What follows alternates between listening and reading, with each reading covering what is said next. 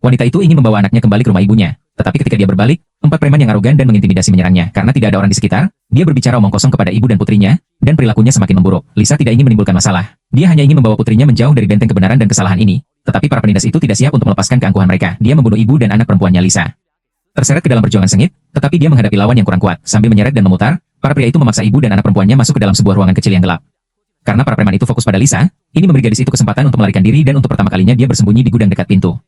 Meskipun gadis itu beruntung lolos dari cengkraman monster, ibunya tidak seberuntung itu. Para preman itu mempermalukannya selama beberapa jam, dan gadis itu, yang menyaksikan penyiksaan tersebut, dipenuhi amarah, tetapi dia tidak berdaya. Dia menyaksikan ibunya diancam, dan para preman meninggalkan tempat kejadian dengan penuh kegembiraan. Gadis itu takut keluar rumah sampai para preman itu pergi, tetapi ibunya sudah dipukuli dengan parah. Dia sudah dalam keadaan koma parah, dan gadis itu tidak tahu harus berbuat apa. Ia tak punya pilihan lain selain berlari ke jalan dan meminta bantuan. Untungnya, dia berhasil keluar dan berlari ke arah mobil polisi, dan ada 2 detektif di dalam mobil itu. Nama detektif itu adalah Nick, dan ketika dia mengetahui tentang gadis itu, dia segera bergegas ke tempat kejadian dan menghubungi markas besar untuk menutup lokasi kejadian. Dan rekan-rekannya juga berada di sana untuk mengambil DNA dan sidik jari tersangka, bukti-bukti yang ada sangat kuat. Dan dengan batang-batang besi ini sebagai bukti, Nick cukup percaya diri untuk membiarkan para preman itu melakukan apapun yang mereka inginkan. Selain itu, ada seorang saksi bernama Putri Lisa, dan tidak ada kemungkinan para penjahat akan membalikan keadaan. Sekarang saatnya menangkap pembunuhnya, dan Nick akan menjelaskan semuanya kepada gadis itu. Dia membawa rekan-rekannya ke lokasi kejadian sepanjang malam, tapi kelihatannya sama saja. Dia ketakutan ketika melihat polisi dan lari.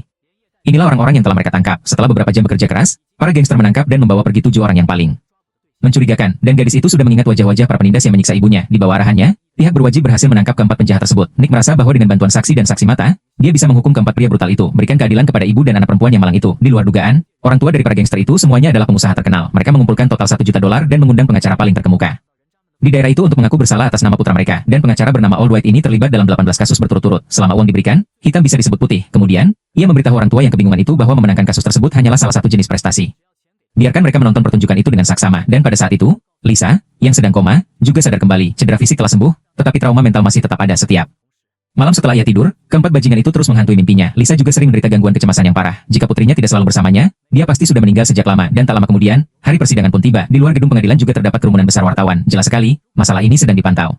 Salah satu hal yang membuat orang marah adalah karena keempat bajingan itu melakukan hal yang sangat buruk. Dia tidak menyesal, dia masih sangat arogan setelah melihat ibu dan anak perempuan Lisa di pengadilan remaja, dan itulah mengapa mereka begitu tak kenal takut, karena pengacara pembela adalah seorang pria kulit putih tua dengan umur panjang. Aku tidak menyangka akan ada 2 kuas di kain putih tua ini. Masalah ini sudah dipertimbangkan oleh Dewan Direksi. Ternyata, warna putih tua itu terjebak di dalam labirin. Bukan berarti Lisa tertarik menjalin hubungan dengan keempatnya. Satu-satunya masalah adalah harga akhirnya tidak turun. Oleh karena itu, timbul perselisihan antara kedua belah pihak, dan terlepas dari kesaksian gadis kecil itu dia merasa tidak bisa melakukan apapun. Karena dia adalah putri Lisa, dia pasti sedang berbicara dengan ibunya, dengan warna hitam dan putih dari warna putih lama. Kasus tersebut secara bertahap menjadi teralihkan oleh bukti-bukti yang ada.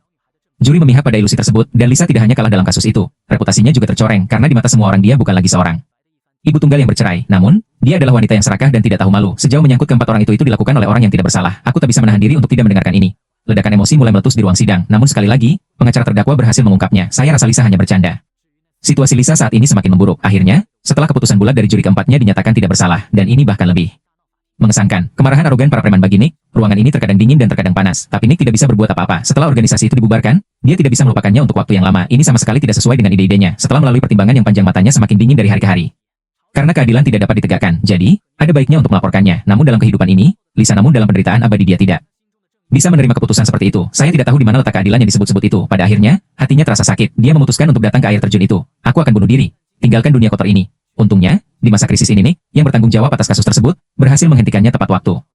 Nick menyuruhnya untuk memikirkan putrinya. Dia sudah tidak memiliki ayah lagi. Jika aku kehilangan ibuku lagi, kemana dia harus pergi ketika masih kecil? Setelah Nick terjatuh, Lisa melepaskan sudut pandangnya sendiri tentang kehidupan. Lalu Nick menyuruhnya pulang. Dia tahu bahwa Lisa sedang dalam suasana hati yang buruk. Jadi, dia memberikan nomor teleponnya kepada gadis itu, dan dia menyuruhnya untuk menghubunginya ketika dia ada urusan. Tapi, Nick langsung pergi. Gadis itu mendengar suara aneh dari luar. Namun ketika dia membuka pintu, dia mendapatkan anak kucingnya. Geng itu membunuhnya dan menggantung tubuhnya di depan pintu. Gadis kecil itu tidak pernah berpikir, saya tidak pernah menyakiti kelompok ibu saya. Dia tidak hanya ditempatkan di luar hukum. Sekarang dia menjadi semakin berani dan mulai datang ke pintu serta mengancam. Gadis yang tak berdaya itu terpaksa menelepon Nick. Nick marah ketika mengetahui hal ini. Mengetahui bahwa keempat anggota geng ini telah sepenuhnya gagal, Nick memutuskan untuk melaporkannya juga. Malam itu dia mulai mengikuti salah satu anggota geng tersebut. Ketika pihak lain mabuk dan mulai bermain-main dengan alkohol, dia menembak tanpa mengucapkan sepatah kata pun. Anjing, ya, mundur.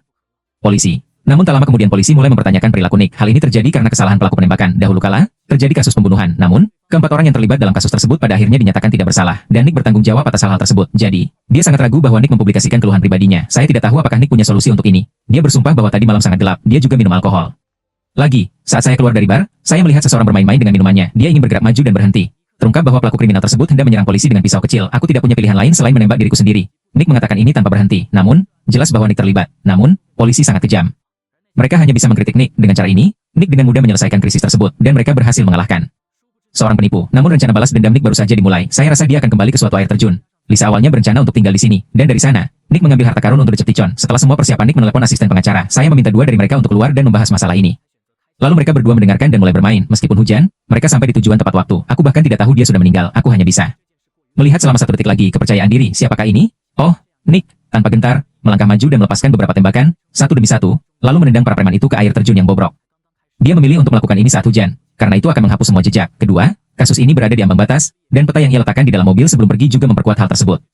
Terakhir, setelah penyelidikan polisi yang intensif, mereka secara langsung menunjuk kedua pelaku kriminal ini sebagai tersangka utama dalam kejahatan tersebut. Hal ini secara tidak langsung membuktikan bahwa Lisa tidak bersalah, dan Lisa, yang menyadari situasi tersebut, tersenyum lama.